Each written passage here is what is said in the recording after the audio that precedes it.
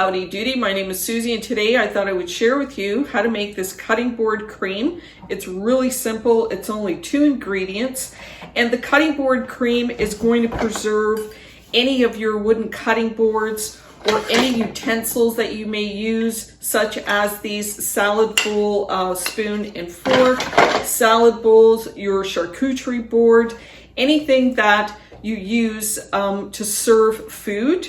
This is perfect for. It's going to maintain the moisture in the wood so the wood doesn't crack, but it also creates a really beautiful smooth finish on your cutting board and makes it water repellent. So it really does make it easy to clean and to preserve it.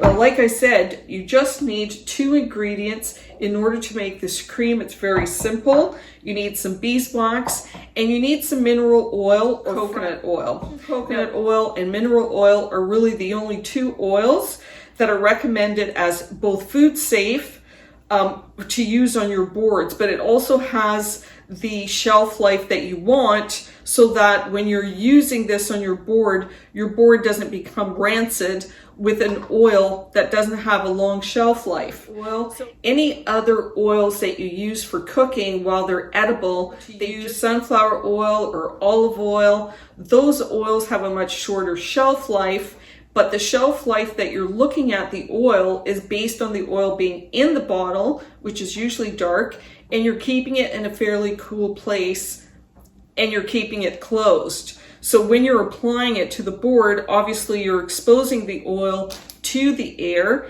and that allows for the boards to become rancid, especially if you're using them to serve meats and cheeses and you're putting different bits of food on it. It will cause it to become rancid faster. And the recipe is very easy. You're using 10% beeswax, 90% of your oil. So you can make it in any size that you like.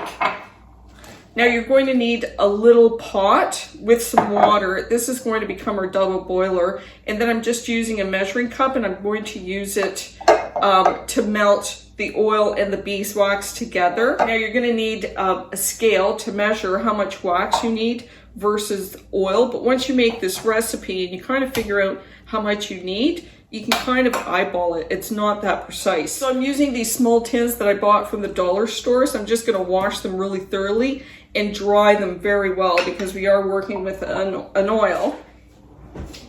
And an old paring knife to cut up your wax. And the smaller you cut up the wax, the faster it melts in the oil, because we don't want to turn this up so hot that it's going to be frying the oil. We just want to melt the beeswax into the oil. Now, okay, so the recipe is easy. It's only 10% beeswax and 90% of my oil. And I want to make an exact amount, so I'm just taking the containers that I'm going to be using, and I want to make 2 of these small tin containers. One I'll give away, one I'll keep.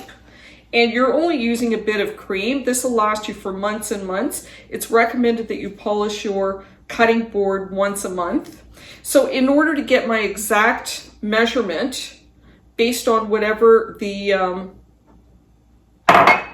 whatever container you're using to store, so I've just filled up the container I'm going to use with water. And I haven't filled it right up to the top because I want to account for the beeswax.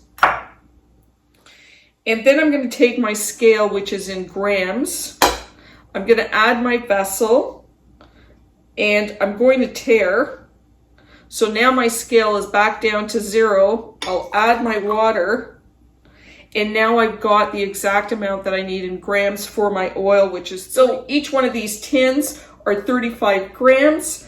I'm going to double it because I want to make 2 tins, so that's 70 grams, and then 10% of that is 7 grams of beeswax. So I'm going to use 7 grams of beeswax, and I'm going to use 70 grams of oil, and they should fill my 2 containers perfectly. So I've got my 70 grams of oil, which actually works out to be 1/3 of a cup of oil. So I'm cutting up more than less because I just want to make sure there's enough weight on it for my scale. So there we go, we've got 7 grams. I'm going to keep this off to the side. So I've got my 7 grams of beeswax, and I'm going to add it to my oil. So I just want enough water in the pot so that the oil is submerged. So I've just got it over medium to medium high heat. I just want to get that water heated up so that I can start melting the beeswax, and then a chopstick is really useful to mix it up and make sure that it melts all together. Now while I've got that melting, I don't know if you can tell, but here's my cutting board which I've washed, and I've added the cream. Here's the cutting board that I haven't cleaned yet.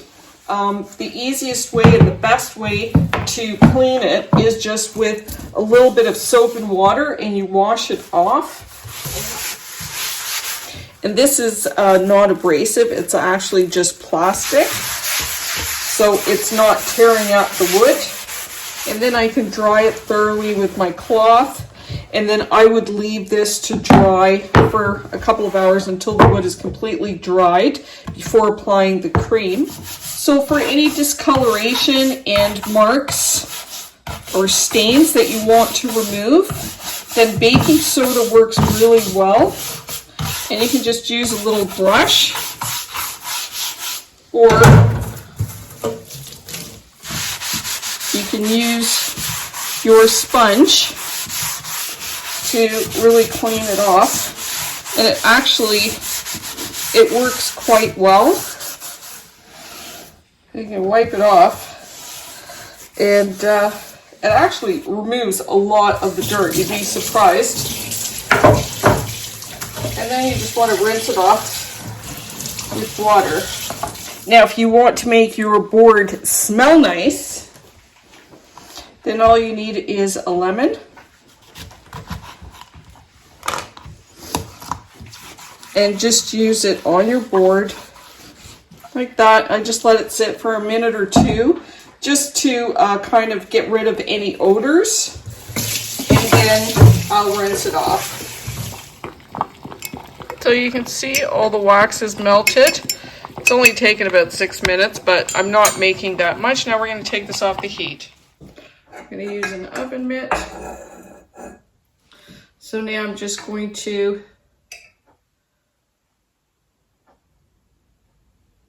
fill it.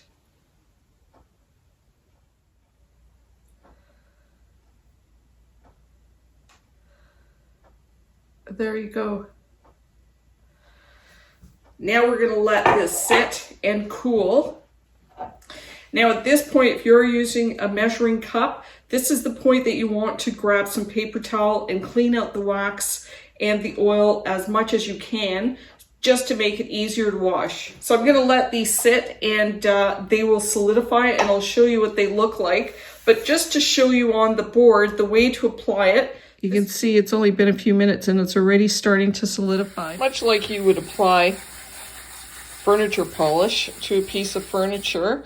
And then I'm just gonna let this sit. You can see how it's greasy, so I'm going to let this sit overnight so that the oil can totally absorb into the wood. It's dried. It's not going on my finger. It has really, really soaked into the wood, which is exactly what I wanted. And then you just want to buff it up. So it's really soft to the touch. And you can see it's no longer greasy. Let's put it under water and see what happens.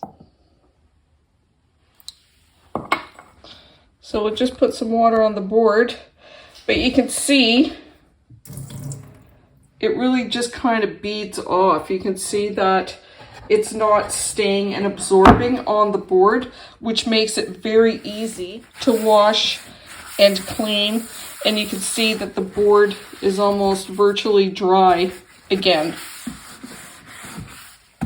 There you go. So that's the recipe. It's so simple, only 2 ingredients, and you make this beautiful creamy product, which will keep, has a shelf life of about a year, and you can use it on all your boards, your charcuterie boards. You can use it on wooden utensils, wooden bowls. It's edible, it's safe, and it makes a great gift, whether it's for Christmas. Give this alone or along with a beautiful charcuterie board. It makes a great hostess gift for any parties that you're invited to. I think almost everybody that I know has a charcuterie board, and it just keeps the wood preserved. It feels smooth and it's really easy to clean. Until next time, keep those boards polished.